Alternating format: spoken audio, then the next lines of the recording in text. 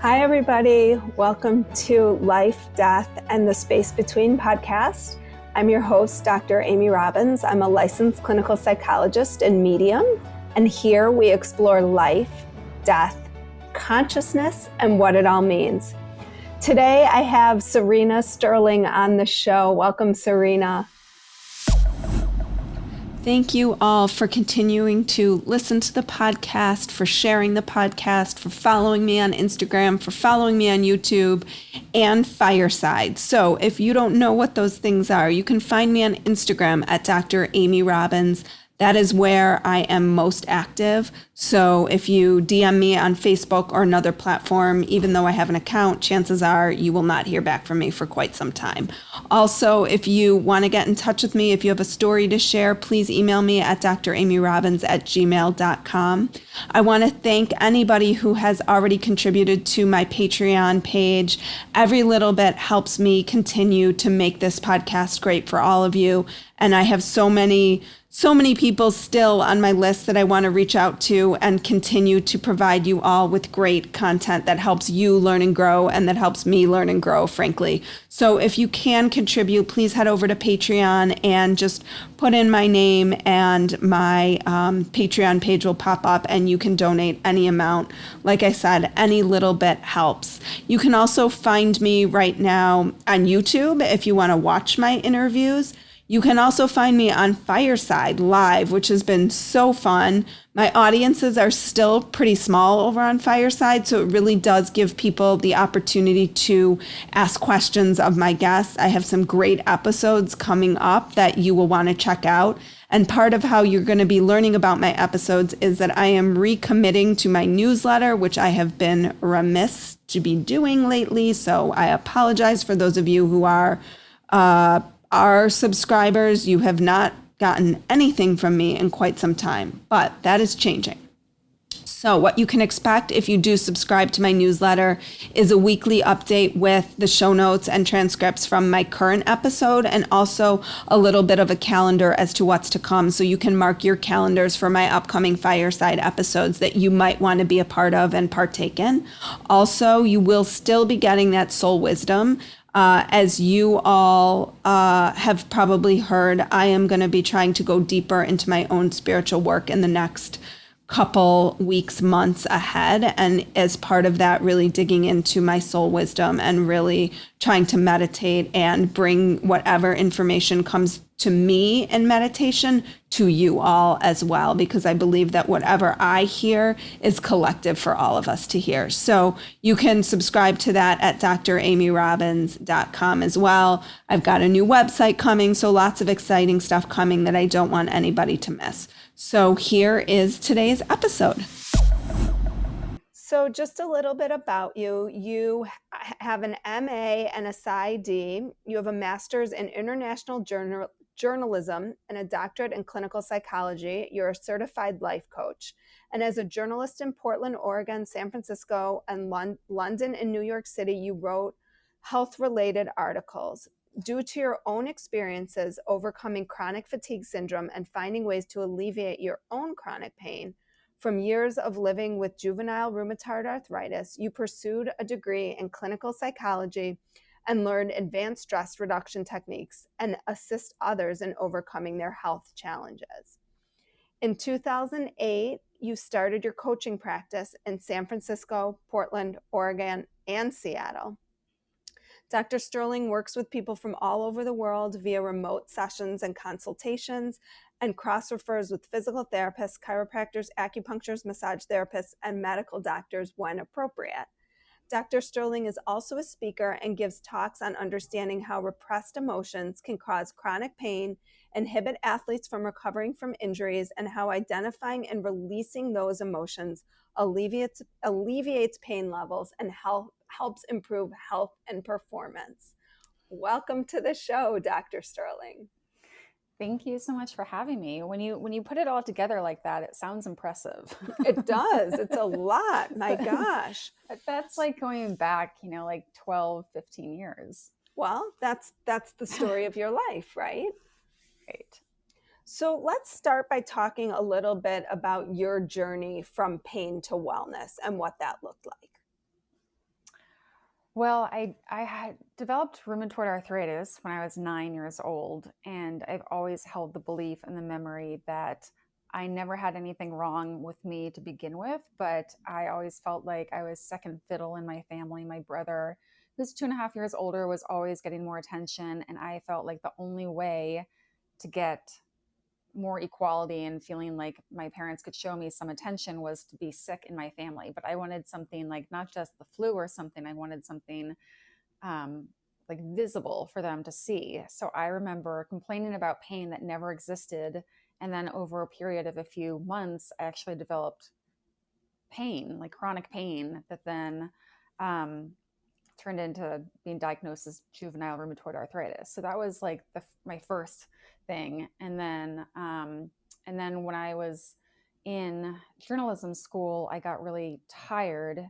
And then I started working at Spirituality and Health magazine in New York City, and I was there 3 weeks before 9/11, and then I was there on 9/11. And I think everything that happened exacerbated the fatigue, and exacerbated any of the joint pain that I had from arthritis.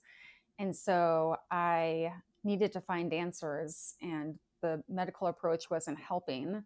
So I found a doctor that could really help me, and she inspired me to learn the mind body stress reduction techniques she used on me to get me better. So that's what led me to seeking out a degree in psychology and then learning those advanced techniques. So when you were a kid, did you have a family history of rheumatoid arthritis, or you feel like you manifested that to be?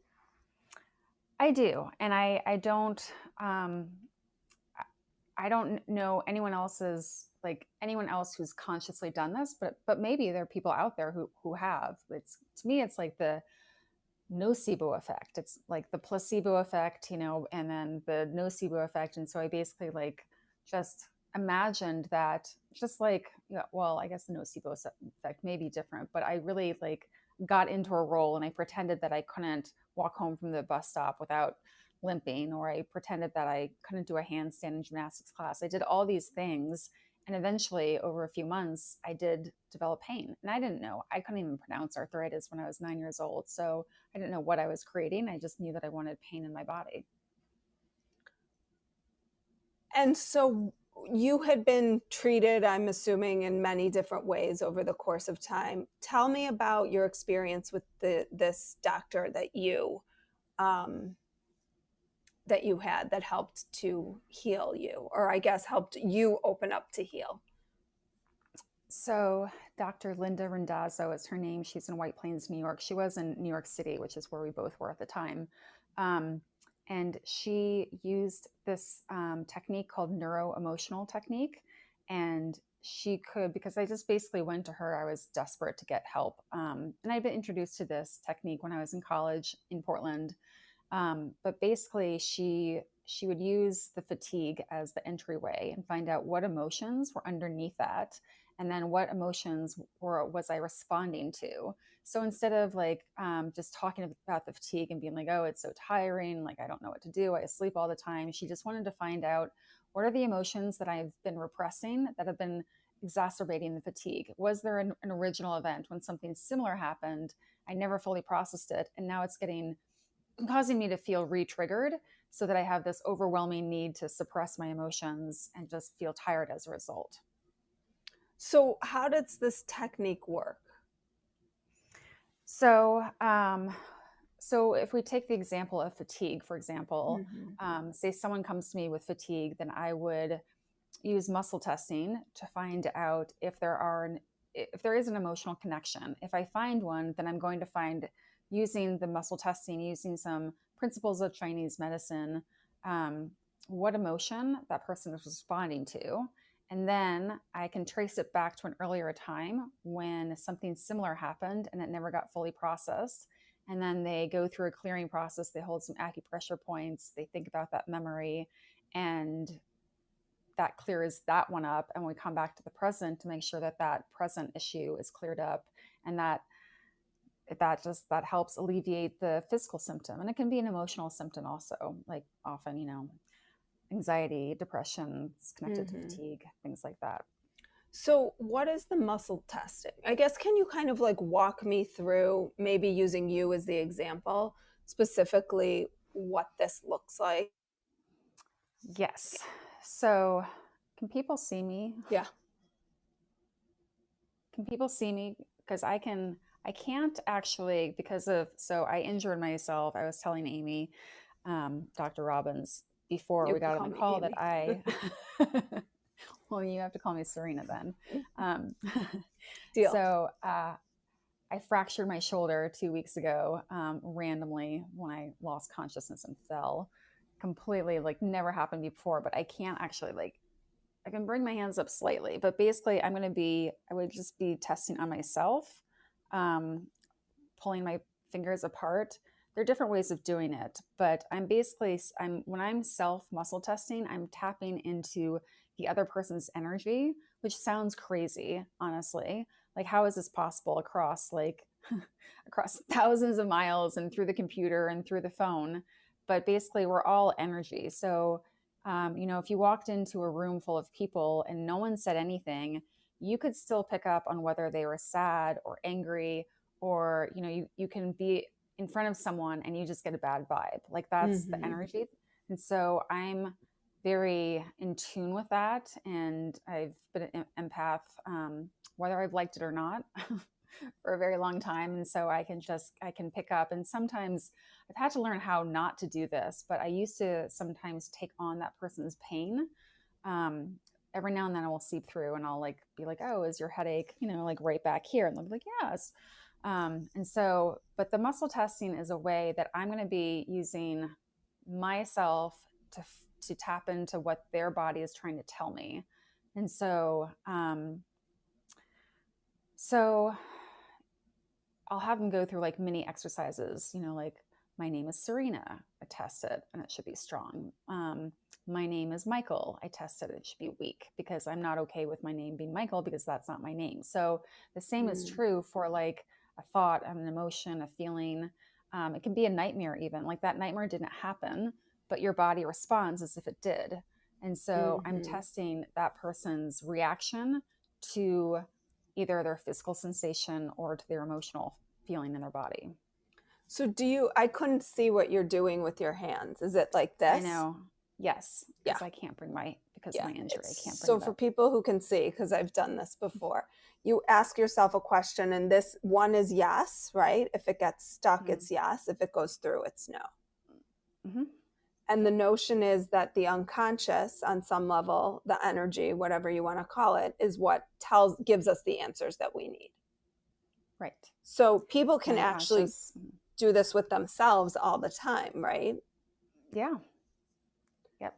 And it's harder on yourself, I find. Like, I have to be extremely unbiased and just allow whatever's going to come through, because I'll be like, no, that's not it. Right. But when you're working with someone else, like, that's just, nope. Like, it's a lot easier to do it on someone else because I have no bias. Like, I don't know what I'm going to find.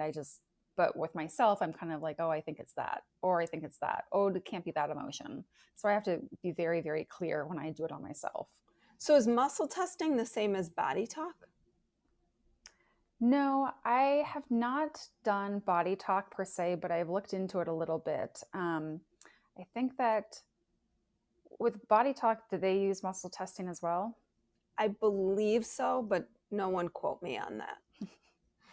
I think that with with this type of technique, which is neuroemotional technique, the one that I do, I combine some things with it, but it's really about finding a specific emotion and then tracing it back to an even earlier time. And I don't think that body talk does that specifically.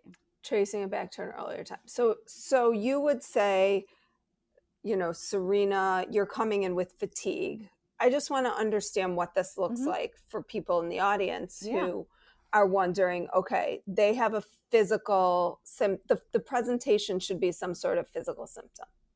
Hmm. It can be. I mean, that's what I specialize in, but it doesn't always have to be. It could be relationship issues. It could be anxiety or depression, or you know other emotional stresses. But I'll use an example that I put in my book. So if we use the example of my fatigue in New York City, Mm-hmm. um, she Dr. Randazzo was doing muscle testing on me, doing these techniques, and she found feelings like hopelessness and powerless. And she was like, okay, so how do you feel like that in your life now? And so then we would flesh it out, like, how do I feel feelings of, say, hopelessness? Okay, well, it's post 9/11.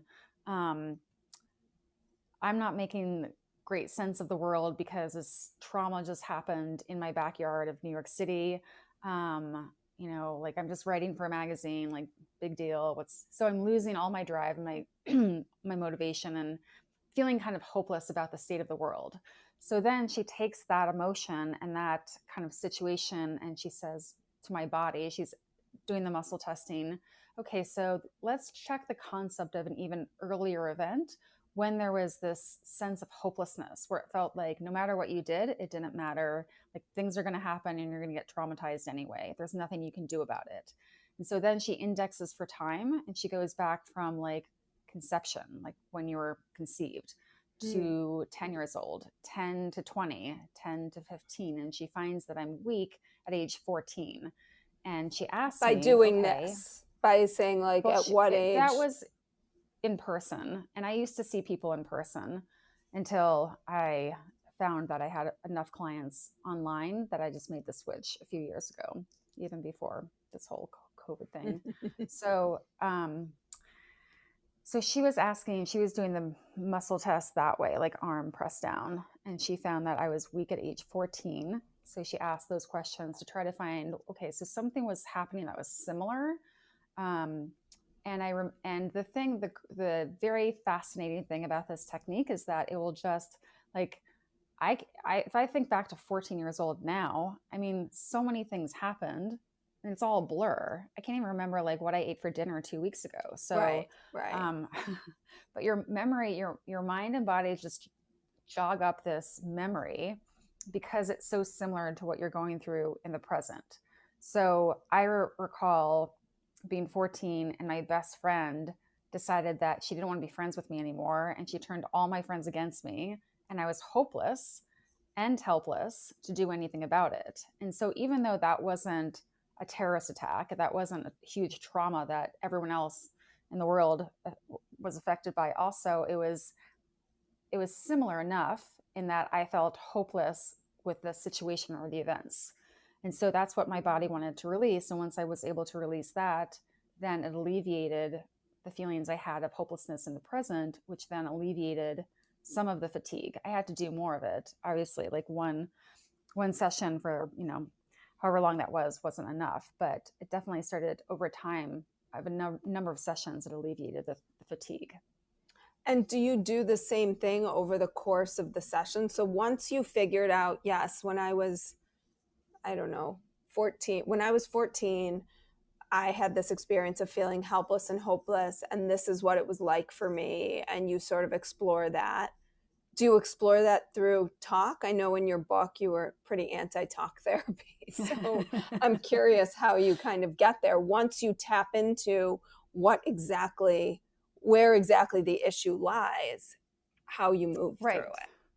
No, it's a good question. I mean, like the thing is, I was so anti-talk therapy because of my upbringing, because there was so much stigma attached to like seeing a psychologist. There was like in my family, it was kind of like, oh, only crazy people do that. Like you're fine, stiff upper lip, like you're figured out on your own.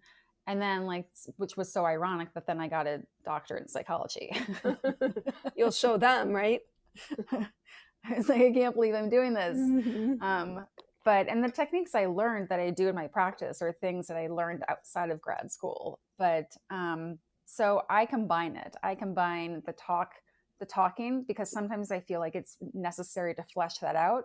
Whereas like this technique was developed by a chiropractor, and he found that his patients weren't, their adjustments weren't sticking because they had all this emotional stuff that needed to work itself out. But I would say that because of my background in psychology, I go a little bit deeper and I flesh things out more through what I've learned from psychology of like, okay, why do people react the way they do? Why do they, why aren't they processing things? Where is the resistance? And so I'll spend more time doing a little bit more talking, whereas other people may just just focus on like, okay, what are the emotions? Like keep going.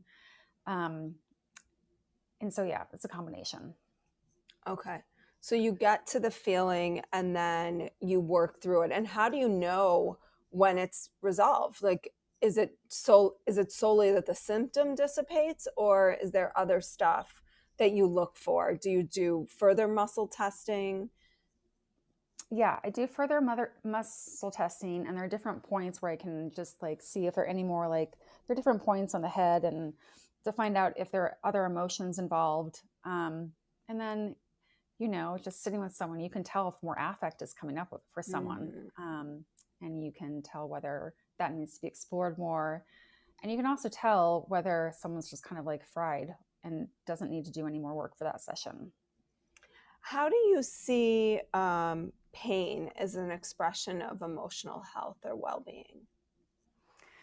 I see pain as well as other symptoms, like medically unexplained symptoms, various other conditions, as a way that the body is protecting you in some way.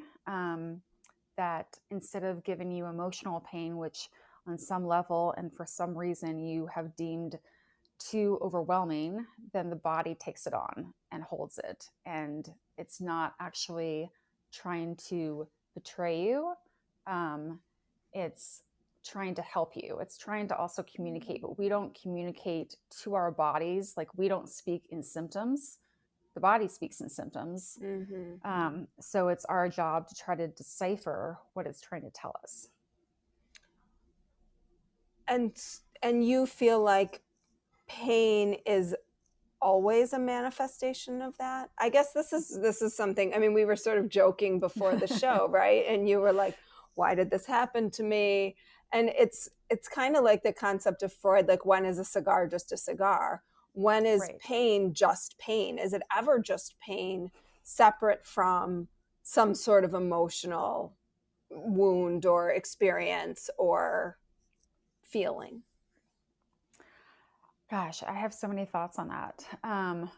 Yeah, I would love to know why I injured myself, because I've never fainted and passed out and injured myself ever before. So was my body being like, you need to slow down? You had all these trips planned. You have to just stay in one place. Like, is it Hmm. that? Like, or is it something else? And I'm still trying to dig for that question. But I remember right when was about to finish grad school, I injured myself when I was windsurfing, and I kept hitting the ground in the sand. I kept hitting the sand really hard on my foot. And so then it was so bad I couldn't walk. And I went to the urgent care, and the doctor told me that I had fractured my heel and I would be in a removable cast for 8 weeks. So he gave me a removable cast and crutches. Okay, well, I don't know if you've been to San Francisco lately, but just like walking up those hills with a no cast and crutches is really hard. So I couldn't get around. And I finally decided to go see this chiropractor who does this technique. And within 3 sessions, I was 100% better. So, was it really a fracture, or was it like I had so many emotional issues wrapped up around the sport of windsurfing, around getting injured, around like graduating, like all these things were impacting the injury? It's not, I don't think, I can't say that I like, you know, those emotions caused me to have that injury, but Hmm. it was a part of the healing that I needed to work out. But I also would say that, like working with athletes, I see that sometimes they can accelerate their healing by figuring out the emotions involved. So if someone doesn't heal in the given time, and I've seen this a lot where athletes all of a sudden are doing really well and then they get injured. And it's actually the body's way of being like, okay, you weren't ready mentally or emotionally to play the bigger game, or to be, like you're fine in the small pond, but if you get to the bigger leagues, you're going to have all these issues. And instead, the body takes over and is like, okay, we're going to give you an injury, and that'll be your easy out. Easy to be like, oh, it's my shoulder, versus like, oh, I've got anxiety. You can't say that as like a baseball player, for example. Hmm. Although now they're saying it more and more, Yes, which which is is great to amazing. see. Yeah. Yes. So it's not specifically that. Well, I mean, some people would say it is the unconscious, right? Manifesting the physical symptoms, so you can then do what you need to do or not do what you need to do. Right. Yeah. I mean, so much of what we think we're conscious of so much, but we're really not, Mm-hmm. not, which is, I don't know, it's hard to grasp. It's kind of like, what, are we really just 10% conscious and 90% unconscious? I don't know. Well, and what's amazing too is that I think the example that you gave earlier, which was something that happened when you were 14, and I think to your point, like we probably remember all of the big trauma experiences, and a trauma with a lowercase t, not capital T. Trauma, like the trauma, as Mark Epstein would say, the traumas of everyday life that just happen because you're human, right? The situation with your friends, or I can think back to, like, for me, a big difficult experience in my life was going to sleepaway camp and feeling really alone and left behind and all of these things, which I know framed a lot of how I viewed my life and what it meant to be left somewhere and feeling that loneliness that very quickly, when I feel now, I go right back to that time. It's like, oh, that loneliness is a familiar feeling. It's similar to that time when you were 10. But we have tons of experiences over the course of our lives that are little mini T's, right? That we don't remember. Mm-hmm. And it sounds Right. like this is a way to tap into those minis. Yes. And I would say it can tap into the big ones too. But I think Right. that a lot of the mini ones, we don't, when they happen, they may be triggering, they may be upsetting, but we don't always know the appropriate way of processing them. So we just kind of like put them to the back burner. And for many of us, they just get stuck there and lodged there. And if, if we have enough of those events that are similar, that's when you can get re-triggered, and that's when you can create, or not create, but you can develop pain in your body, or you can have issues that are like, you keep dating the wrong guy. Oh, well, that's because you like, way back when you were younger, your dad was a certain way, that kind of thing. Mm-hmm. And all of this is just gotten to through you asking the right questions.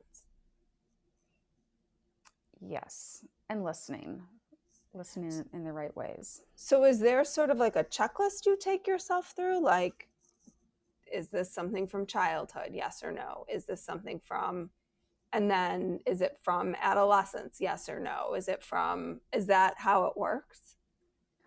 um Well, it's more of like the when I do it with people, it's really the muscle testing is guiding me, but over time I help my clients so that they don't become dependent on me per se, but I help them figure out how to use these tools, or develop tools like this even if they're not doing the muscle testing.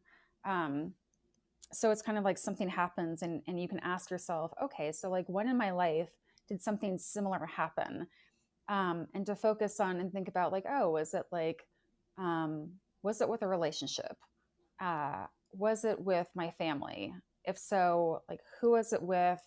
Oh, it was like when I was 28 and I was dating that guy and he wasn't being very responsive. And like, then you just kind of sit with it and you can feel yourself be like, oh yeah, I never really gave that enough weight.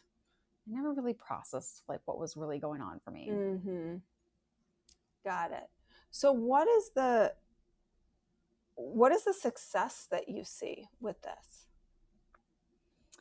I do see a high level of success. There have been a few people here or there that I remember this one woman, and I only saw her for a few sessions because I was like, I'm not seeing exactly the same kind of results I want. However, it's kind of like the last session, it was like, oh, this is what's going on. Like, you have difficulty receiving love from your husband. So, therefore, the pain takes over and it's easier to just focus on that. Sometimes there'll be something like that, but normally I can, within the first session, like the intake, I can figure out with the person what is going on for them.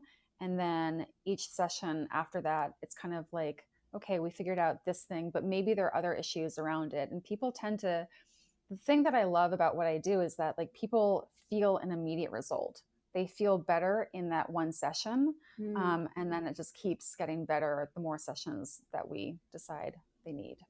And is it a circumscribed treatment model, or like usually by 8 sessions, or is it ongoing like therapy can be? It's a little bit different than therapy. I mean, it would like if it was therapy, it would be more like a short term treatment plan. But I try to make things specific to the person. But typically, and so some people have gotten results in 6 to 8 sessions, and then other people need like 14 or 16 sessions. And so I normally don't see people for more than a few months. Mm-hmm. Um, but that's also so that I can help them maintain their results.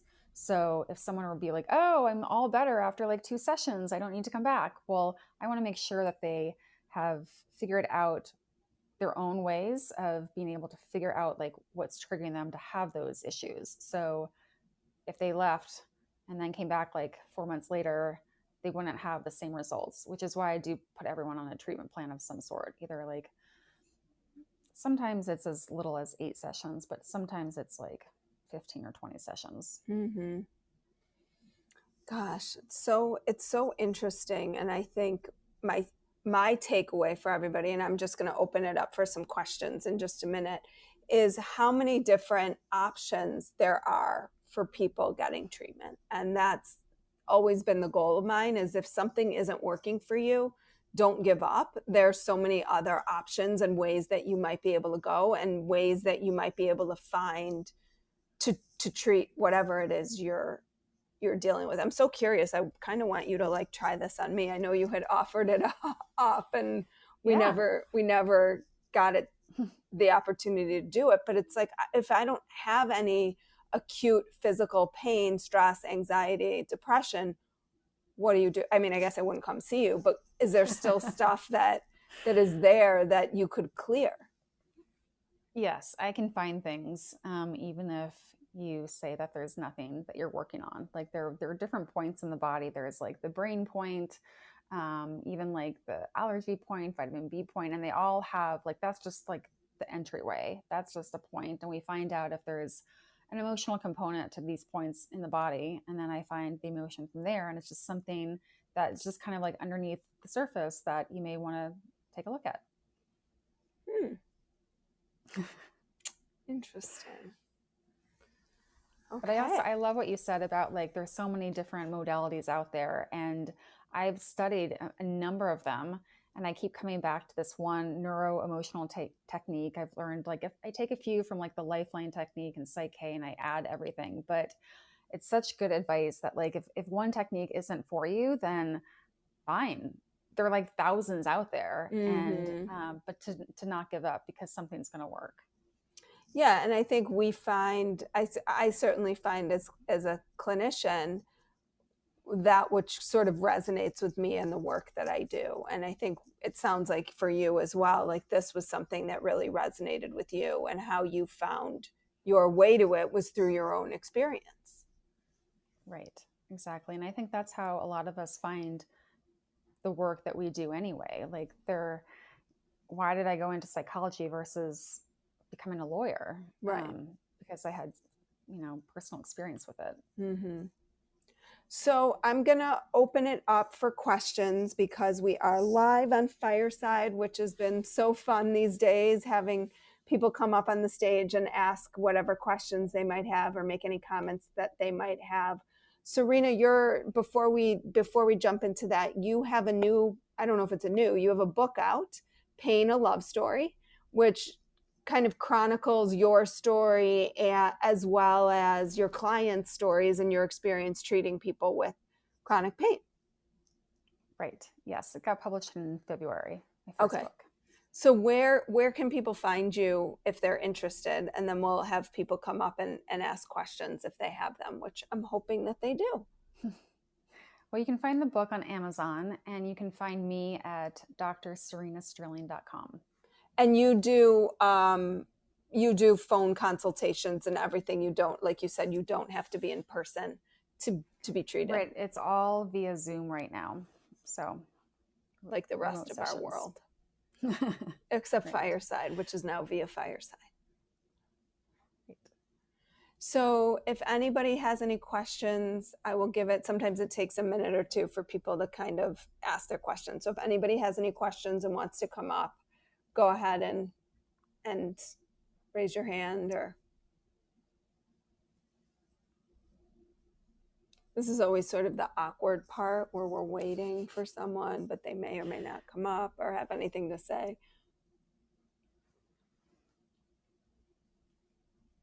I'm looking to see. Nope. So the icons above people's heads, Yeah. that's just, what are those? Those are, hi, John. John's joining us all the way from Australia. He's my buddy from Australia. Those are sound effects. So I can turn off the sound. I mute them because they can be a little bit distracting, but I can turn them on. And then you can hear people clapping or thumbs up or. That's fun. So I guess if no one has any questions for us today, John joined us late. I don't know if he's reading the, if no one has any questions, I guess we will wrap up. Sarah's back. Sarah was gone. Now she's back.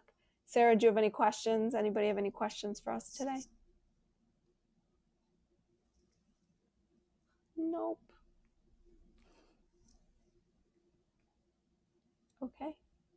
Well, Serena, thank you so much for sharing. I know. Yes. I wanted to offer your audience, whoever is interested, I'd be happy to offer you a complimentary session.